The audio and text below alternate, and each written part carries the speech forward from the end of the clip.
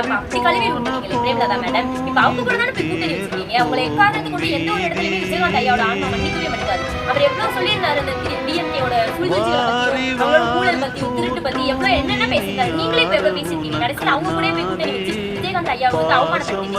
அவரோட ஆன்மா என்னைக்குமே மன்னிக்காது. உங்களோட ஆசீர்வாதத்தோட கண்டிப்பா விஜயகாந்த் ஜெயிப்பாரு. தயவு செஞ்சு எல்லாரும் விஜயனை போட்டு கொடுங்க.